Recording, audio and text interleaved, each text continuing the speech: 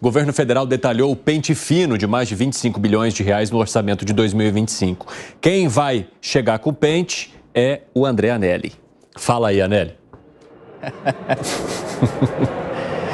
Pois é, né, Evandro? Esse esforço do governo federal em relação à economia de 25 bilhões e 900 milhões de reais, esse corte que que acabou sendo divulgado no mês de julho, mas o governo federal ainda não fez o detalhamento, acabou fazendo então nessa quarta-feira, 3 dias antes do final do prazo para a entrega do projeto de lei orçamentária anual, o PLOA, esse projeto que precisa ser entregue ainda ao Congresso Nacional até o sábado, como é o último dia útil, então o dia 31 de agosto, a expectativa é que essa entrega seja feita até sexta-feira, dia 30 de agosto, e já no dia de hoje, então, o governo federal detalhando como deve chegar a esses 25 bilhões e 900 milhões de reais no orçamento do ano que vem de economia para que consiga cumprir o arcabouço fiscal, que é o controle das contas públicas, e preconiza um déficit zero, com intervalo de até 0,25% em relação ao PIB, que é o Produto Interno Bruto. Esse detalhamento é um pouco extenso, basicamente ele vem dos benefícios pagos pelo governo federal, por meio da revisão do benefício de prestação continuada, o BPC, o governo espera economizar 6 bilhões e 400 milhões de reais, sendo 4 bilhões e 300 milhões com a atualização do CAD único e 2 bilhões e 100 milhões com a reavaliação pericial.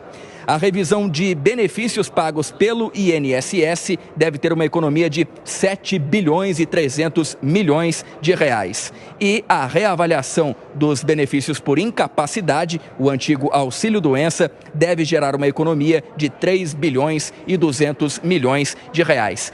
Esses 3 campos acabam sendo, então, as principais fontes dessa economia que o governo pretende fazer desses 25 bilhões e 900 milhões de reais, que incluem ainda outras áreas que a gente detalha agora também.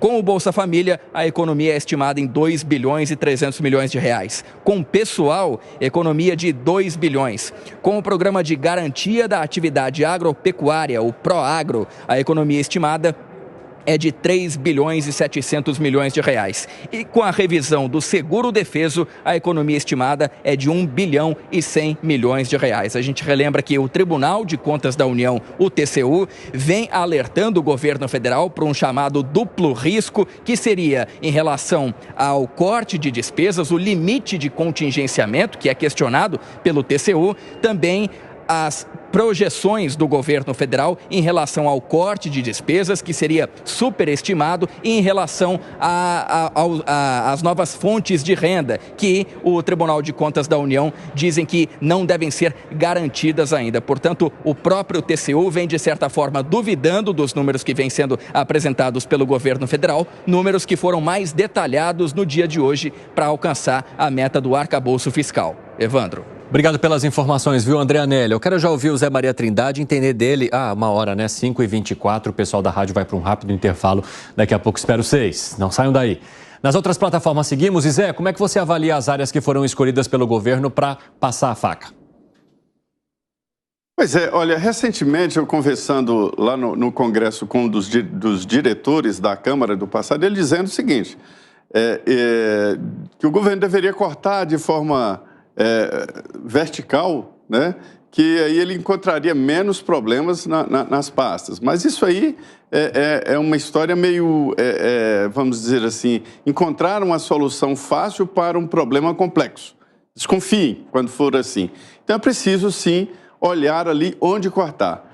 Há, hoje, uma pressão muito grande para que o governo corte em áreas sociais. Levaram ao presidente Lula, o ministro da Fazenda chegou a levar um estudo mostrando lá como a Previdência está, até vendo a possibilidade de uma nova reforma da Previdência. Levaram, né, questões de gastos do governo e principalmente investimentos ou gastos na área social. Eu estou usando as duas palavras porque o presidente Lula odeia que fala que é gastos na área social, na área de educação e na área de saúde. É investimento. Mas, enfim, é um nome, é dispêndio de dinheiro. E aí, o presidente Lula vetou tudo. Nem pensar em reforma da Previdência, nem pensar em cortes na área social, né? E nem pensar em cortes em certas áreas, como aposentadorias sociais, que são as aposentadorias onde o aposentado não contribuiu e depois, quando ele chega a 70 anos ou tem, vamos dizer, ele é um deficiente, por exemplo, aí ele recebe a aposentadoria especial, BPC. Então, o presidente vetou tudo. A única saída foi a história chamada pente fino. E aí vem uma briga por palavra. O governo detesta que fala que é corte. Não é corte, é pente fino, aposentadoria irregular.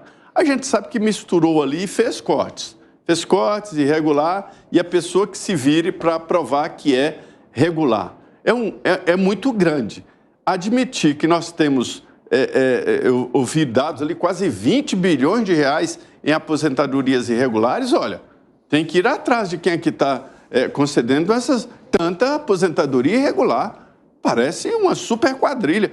Quase 20 bilhões de reais em aposentadorias irregulares, né? Sem os critérios exigidos pela lei. Os servidores públicos que assinaram isso devem ser responsabilizados, não é tanto. No orçamento, existe uma prática talvez milenar. Os responsáveis pela elaboração do orçamento, que é um mapa de gastos públicos, eles reduzem a possibilidade de arrecadação, né? Minimizam. Aí jogam o orçamento para baixo. Já prevendo, aí já é um orçamento inercial ou memória orçamentária maior, o Congresso vai e aumenta a expectativa de arrecadação para incluir lá mais gastos e mais emendas e tal, porque o orçamento tem que fechar todas as pontas, arrecadação com gastos, né? Então é natural que o governo faça esses ajustes ao mandar o orçamento para o Congresso Nacional e é natural, vamos acompanhar isso, o Congresso vai aumentar os gastos na área social e vai dizer, não, estamos aumentando porque aumentou a arrecadação e assim por diante. É uma briga eterna, assim. Fala, Piperno. É aquela coisa, né, de casa onde falta pão, todo mundo grita e ninguém tem razão, né? É claro que vai ter que cortar de todas as pastas, né? Aliás, uma fiscalização permanente desses benefícios que são concedidos, ela é necessária, né? Porque se a gente está falando de tantas irregularidades e tanta gente que estaria ganhando sem ter mais necessidade, quer dizer que isso deve ser algo frequente, porque a cada momento em que a pessoa deixa de ter o direito por acessar uma outra oportunidade, isso já precisa ficar ali nos cofres do governo e não continuar sendo pago de maneira irregular. Sem dúvida, não. E aí que eu ia chegar, Evandro, porque, veja, você ainda era um jovem, tal, o Zé Maria vai acabar se lembrando bem daquela Georgina, não sei das quantas e tal, que... Georgina, fiscal da Previdência. Então, exatamente, que liderava quadrilhas de desvio de fraudes aí da Previdência. Quer dizer, esse negócio aqui no Brasil é muito antigo e não acaba nunca. Então, quando alguém fala que tem desvios de 10, 15, 20 bilhões de reais, a sensação é de que esse problema não apenas não acaba nunca, como ele está crescendo a despeito de toda a capacidade de se investigar melhor. Hoje há muito mais recursos sistêmicos, inclusive, para isso. As polícias são muito mais bem aparelhadas. Possibilidade de cruzamento de dados. Muito mais fácil isso, né? Então, na época do Auxílio Brasil, por exemplo, durante a pandemia, de vez em quando aparecia aí algum colunável, cantor, irmão de não sei quem, então que estava recebendo esse auxílio. Como é que pode isso? Quer dizer, quais são os caminhos para se escoar isso aí? É aí onde o governo tem que realmente verificar com mais atenção. Fala, Segredo. Estava verificando a quantidade de pessoas que recebem Bolsa Família, 21,2 milhões de famílias. Se cada família tem 4 pessoas, estamos falando aí de 80 milhões de pessoas. Quantas pessoas estão hoje registradas CLT? 38 milhões de pessoas. Tem alguma coisa na conta que está errada. Mas a pergunta é, quantas pessoas foram presas, Evandro, por causa dessas irregularidades no INSS, no Bolsa Família? Ninguém. Ninguém. Não tem. Então, se não tem ninguém preso, qual é a motivação de alguém que é bandido de deixar de ser bandido? Não, vai tentar. Agora, olha o nome, pente fino. Por que pente fino? Deveria ser uma questão corriqueira. o Estado deve ter auditorias. O TCU faz esse trabalho, Tribunal de Contas da União. Ele deve verificar. Não precisa de pente fino, precisa de responsáveis e precisa de cumprir a lei. Então, olha que mundo maluco, que Brasil maluco. Como o governo precisa de dinheiro, então ele faz um pente fino. A minha pergunta é, se não precisasse de dinheiro, continuariam as irregularidades? Tem que colocar preços. Aquelas pessoas que estão responsáveis assinaram um benefício para o Evandro e o Evandro não precisava, tem que ir preso a pessoa que aprovou e o Evandro. Não que seja o teu caso, lógico, estamos dando um exemplo. Mas o que acontece com aquela pessoa que recebeu um benefício irregular? Segundo a lei, deveria devolver. Eu quero saber se alguém devolveu alguma coisa. A maioria das pessoas não tem como devolver. Então aí o que fica? Vamos fazer pente fino porque o governo precisa de dinheiro? Não, tem que fazer pente fino o tempo todo. Não deveria se chamar pente fino, deveria se chamar cumprimento restrito da lei. Só que muitas vezes o governo não consegue entender isso. E sabe por quê? Porque o dinheiro não é dele, o dinheiro é de todos nós. O último preso foi a Georgina. Estava lá no Caribe. Tem até um dado interessante que foi apontado recentemente pelo governo federal sobre a quantidade de famílias beneficiárias do Bolsa Família, desse programa, que acabaram deixando então o Bolsa Família ou fazendo com que as gerações futuras deixassem. Isso passa de 60%, ou seja, é um número interessante. 60% das pessoas que lá atrás utilizaram o Bolsa Família e fizeram parte do início do programa, hoje já não tem mais os seus herdeiros, né, os seus sucessores mantidos no programa. Ou seja, o programa conseguiu cumprir aquilo para que veio, que é fazer com que as famílias em determinado momento tivessem a condição de fazer com que seus filhos pudessem estudar, se qualificar e entrar no mercado de trabalho, não necessitando mais do benefício. Agora, o que precisa, então, é identificar aquelas pessoas que permanecem, continuam, mesmo não tendo a necessidade, mas de maneira ilegal, ou seja, de maneira fraudulenta, Alan Gani. Perfeito. Isso acontece no Bolsa Família, um acúmulo de benefício, então a pessoa não precisa mais do Bolsa Família, continua ganhando o Bolsa Família e trabalha. Isso acontece também com aposentadorias, Sim. Então isso deveria ser uma política... E o benefício de prestação continuada. Exatamente, o BPC, exatamente. Então, isso deveria ser uma política permanente de Estado e não vinculado a abatimento aí de meta fiscal. Não faz sentido, né? Aliás, para resolver esse problema fiscal, tem que atacar gastos estruturais, é outra discussão. Então, há uma mistura aí, né? Na discussão. Fala, Zé. Eles chamam isso aqui de porta de saída, né? É a tal porta de saída do processo. Exatamente, né?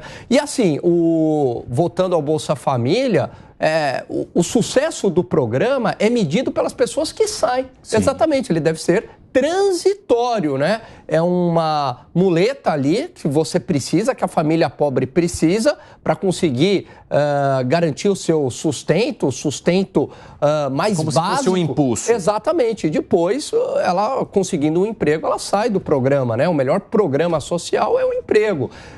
E em relação às aposentadorias, a mesma coisa, Evandro. E muita gente me pergunta, poxa, Alan, você é contra, né, a vinculação do salário mínimo às aposentadorias? Veja, respondendo a todo mundo aí, a minha mãe é aposentada e com valor muito baixo. Por que eu sou contra? Não é porque eu tenho um mau coração, não. É porque... Caso contrário, se nada for feito, se torna insustentável. Eu adoraria uma aposentadoria elevada para todo mundo. O problema é que isso não é possível e cada vez mais isso vai ser um problema crescente, não só no Brasil, no mundo, porque nasce menos gente para sustentar cada vez um maior número de aposentados. Essa conta, infelizmente, não fecha. Fala, Zé. Eu queria fazer, não é nem uma opinião, mas é uma informação muito importante. No estudo do novo Bolsa Família, o relator, o deputado Marcelo Aro, eu acompanhei muito de perto e conversava com ele todos os dias, e ele me mostrou um ponto muito interessante que talvez todos tenham a ideia, mas não sabem, como eu fiquei sabendo. É o seguinte, todos os países, absolutamente todos, os mais ricos, mais desenvolvidos, têm uma parcela da sociedade, uma parcela dos habitantes que não se adequam e que merecem e que devem ter uma assistência social, né? Então, são moradores de rua, que cada um dá um nome, né? São pessoas desajustadas e são pessoas que não conseguem se inserir no movimento econômico, né? Então, assim, todos os países têm. E em todos os países, quando se trata desse assunto, políticas sociais, há uma polêmica danada. E eu tive a oportunidade de receber, através do deputado Marcelo Aro, todas essas informações dos países. A Inglaterra, Londres, teve uma verdadeira guerra urbana ali, porque o prefeito queria tirar os moradores de rua. Aí disseram não, no final não conseguiu tirar, né? Acharam que eles têm o direito, né?